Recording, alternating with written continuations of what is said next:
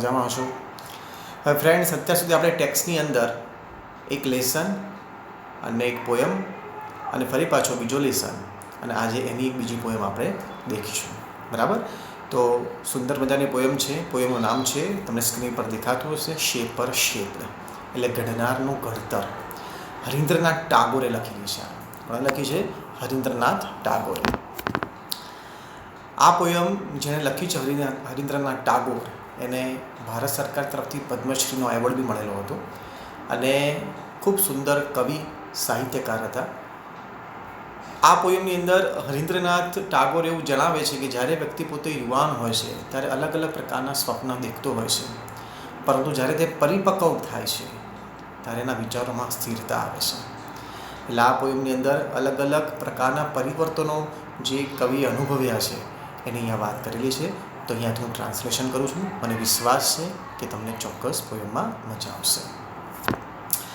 એનો જે પહેલો ભાગ છે મેં એવું કહે છે, in days gone I used to be a potter who would feel his fingers mold the yielding clay to patterns on his wheels.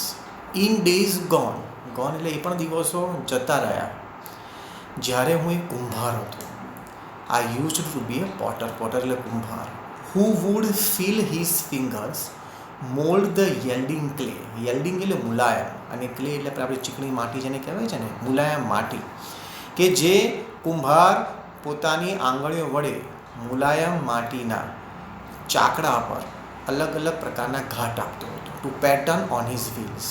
જે મોટો ચાકડો હોય, વ્હીલ પ્રકાર, તમે જોયું હશે કુંભાર જ્યારે અલગ અલગ માટીના વાસણો બનાવે એ તમે જોયું હશે. એટલે એમ કહે છે કે જ્યારે હું કુંભાર હતો ત્યારે મારી આંગળીઓ વડે હું સુંદર મજાની મુલાયમ માટીના ચાકડાઓ પર અલગ અલગ પ્રકારના ઘાટ આપતો હતો. But now through wisdom lately won that pride has died away. પણ જ્યારે મારું ડહાપણ જાગ્યું, દેટ મીન્સ કે જ્યારે મને ખરેખર સમજણ પડી ત્યારે મારું અભિમાન જતું રહ્યું. That pride has died away. I have ceased to be the potter. અને હવે મેં કુંભાર બનવાનું મૂકી દીધું, બંધ કરી દીધું. And have learned to be the clay. અને હવે હું માટી બનવાનું શીખ્યો છું. હું એવું વિચારતો હતો કે એક કુંભાર કેટલી સરસ મજાની આ વસ્તુ બનાવી રહ્યો છે, પરંતુ જે મહત્ત્વ છે, મહત્ત્વ કોનું હતું? માટીનું હતું. એટલે હવે હું માટી બનવાનું હું વિચારી રહ્યો છું, શીખી રહ્યો છું. બરાબર? તો યાદ રાખજો, કુંભાર અને કુંભારમાંથી શું બનવાનું છેલ્લે વિચારે છે? માટી બનવાનું. બરાબર? આ પહેલો પેરેગ્રાફ થયો. બીજો પેરેગ્રાફ જોયો. In other days I used to be a poet. એક પણ એવા દિવસો હતો કે જ્યારે હું કવિ હતો. થ્રુ હુઝ પેન, કે જેની પેન વડે innumerable songs would come to win the hearts of men. કે જેની પેન વડે અગણિત, અસંખ્ય પોયમો લખાતી હતી લોકોના હૃદયને જીતવા માટે. માણસના હૃદયને જીતવા માટે અસંખ્ય પોયમો પેન વડે લખાતી હતી. I repeat the sentence. In other days, I used to be a poet through whose pen innumerable songs would come to win the hearts of men. ઘણા બધા સરસ મજાના ગીત લખાતા હતા એ પેન વડે. But now through new got knowledge. પણ જ્યારે મને સાચા જ્ઞાનનું ભાન થયું, સમજણ પડી, which I had not had so long, I have ceased to be the poet and have learned to be the song.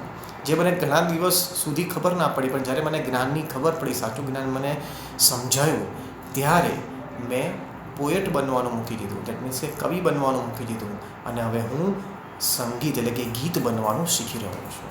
Song એટલે શું? ગીત બનવાનું શીખી રહ્યો છું. દેટ મીન્સ કે પહેલાં કોણ હતો? કુંભાર. અને એ કુંભાર સરસ મજાની આંગળીઓ, એટલે કુંભાર કે જે સરસ મજાની માટી, જે ક્લે માટી છે, એ માટીથી સરસ મજાના જે ઘાટ આપી રહ્યો હતો, માટીના જે અલગ અલગ પ્રકારના ઘાટ આપી રહ્યો હતો. પરંતુ છેવટે એને ભાન થાય છે અને છેવટે કુંભાર બનવાનું બંધ કરી અને શું બનવાનું વિચારે છે, શીખે છે? માટી બનવાનું. બીજા પેરેગ્રાફમાં શું જોયું આપણે? કે પોયટ હતો, કવિ. કવિ એટલે જે આનો પોયટ છે એ પોતે કોણ હતો? એક કવિ હતો. અને એ કવિ કે જેની પેન વડે ઘણા બધા ઇનનંબરેબલ ગીતો લખાયા લોકોના હૃદયને જીતવા માટે. પરંતુ જ્યારે એને સાચું જ્ઞાન થયું કે આ બધી વસ્તુમાં મારું કોઈ અભિમાન નથી, એટલે છેવટે એણે પોએટ બનવાનું માંડી વાળ્યું અને ગીત બનવાનું શીખ્યો. ત્રીજો પેરેગ્રાફ જોઈએ છે. I was A fashioner of swords. હું તલવાર બનાવતો હતો. ઇન ડેઝ, એ દિવસોમાં, દેટ નાવ આર ગોન, કે જેવાય જતા રહ્યા છે. Which on 100 battlefields glittered and gleamed and showed, કે જે તલવારો યુદ્ધભૂમિની અંદર, બેટલફિલ્ડ એટલે યુદ્ધભૂમિની અંદર એ તલવારો ચળકતી હતી, ચમકતી હતી. ગ્લિટર એટલે ચળકવું અને ગ્લીમ એટલે ચમકવું, ચમકતી હતી. But now that I am brimming with the silence of the Lord. પરંતુ હવે હું એ ઈશ્વરની સાનિધ્યમાં ખૂબ પરમ અનહદ શાંતિ અનુભવી રહ્યો છું. બ્રીમિંગ એટલે અતિ, ખૂબ જ શાંતિ અનુભવી રહ્યો છું. I have ceased to be sword maker. અને મને જ્યારે એક શાંતિનો અનુભવ થયો ત્યારે મેં સ્વોર્ડ મેકર એટલે તલવાર બનાવવાનું મૂકી દીધું, માંડી વાળ્યું. And have learned to be the sword. અને છેવટે હું શું બનવાનું મેં ચાલુ કર્યું, શીખ્યો. હું તલવાર બનવાનું શીખ્યો. તલવાર બનાવવાનું મેં માંડી વાળ્યું અને તલવારનું બનવાનું મેં શીખ્યો. બરાબર છે. તો પહેલાં કોણ? કુંભારમાંથી શું આવશે? પોટરમાંથી શું આવશે? ક્લે. બરાબર. પછી પોએટમાંથી શું આવશે? સોંગ. અને છેવટે અત્યારે આપણે સ્વોર્ડ મેકરમાંથી શું આવશે? છેલ્લે સ્વોર્ડ. બરાબર. છેલ્લો paragraph. In bygone times I used to be a dreamer who would hurt on every side and insolence.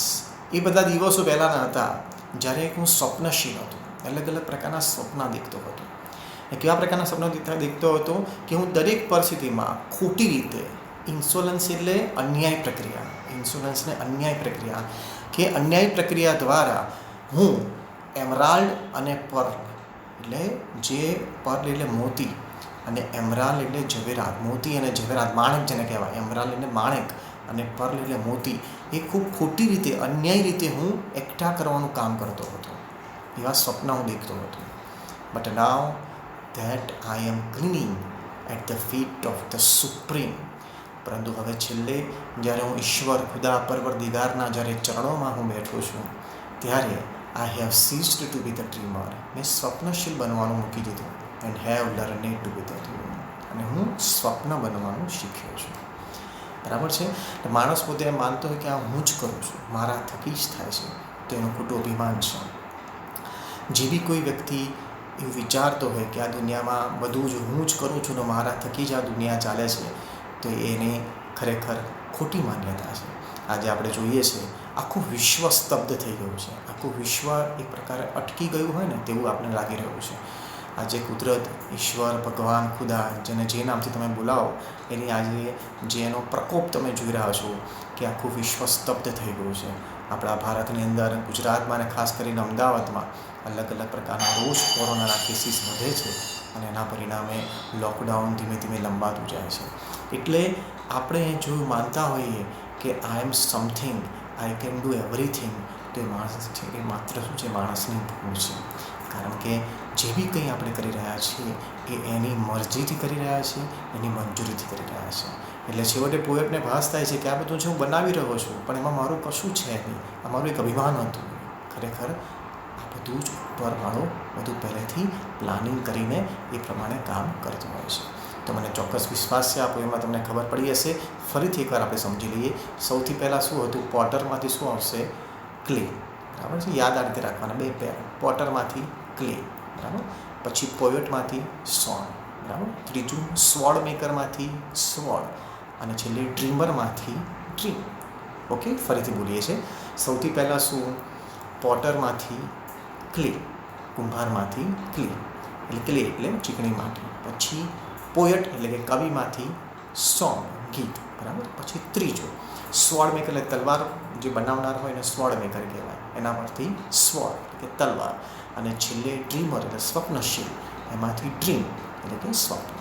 Okay friends, હવે આગળ ગ્રામરના કે ટેક્સના ટૉપિક પર આપણે ફરીથી મારા વિડીયો તમે જોતા રહો છો. Thank you very much. અને ફ્રેન્ડ્સ, ખાસ તમને બીજું એ કહેવાનું છે અને કે તમને લોકોને આ જે બી કોઈ અમે મહેનત કરાવી રહ્યા છે અત્યારે ઇન્ટરનેટના માધ્યમથી, તો તમે જ્યારે પણ અમારા લેસન્સ દેખો છો તો એનો ફીડબેક અમને આપો ફ્રેન્ડ્સ, કે તમે થંબ કરો કે સર મજા આવી, ફાઇન તમે ભણાવ્યું, આવું કંઈક અમને કહો સર. અમને તમે જરા એવું લખો કે જેથી કરીને અમે જે સર જે તમને અત્યારે ભણાવી રહ્યા છે એ લોકોને પણ એક એન્થુઝિયાસ્ટિક જેવું એક એટમોસ્ફિયર ક્રિએટ થાય કે ના છોકરાઓ બરાબર ભણી રહ્યા છે અને એમને ખબર પડે છે. એટલે આટલું તો તમે કરી શકો છો, બરાબર છે. તો આ પોએમ તમને કેવી લાગી એ પ્રમાણે તમે સરસ મજાનો મને ફીડબેક આપજો, થંબ કરજો અથવા મજા આવી, કંઈ ડાઉટ હોય તો એ બી લખજો, અમે એ બી તમને સોલ્વ કરીશું. Okay friends, thank you very much.